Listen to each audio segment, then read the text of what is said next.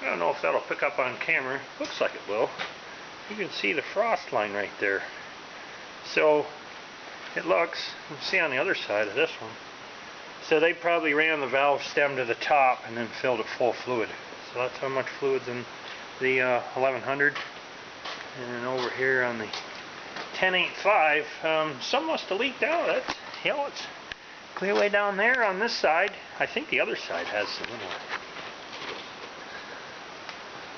Oh yeah, it's about half full on this one. Oh yeah, you can see that pretty good on camera.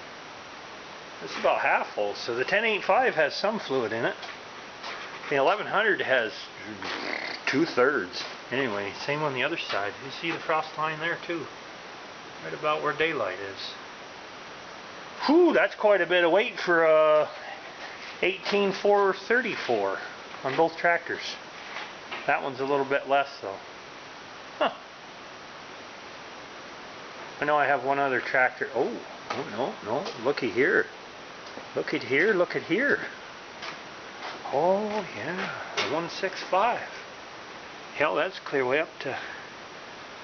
I know the other side doesn't have any in it. I know that because I changed this one. Yep.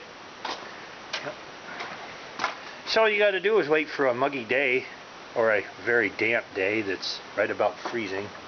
That's today. With no heat in the shed. And go check the frost line on your calcium-filled tires. Ha! I'll be damned.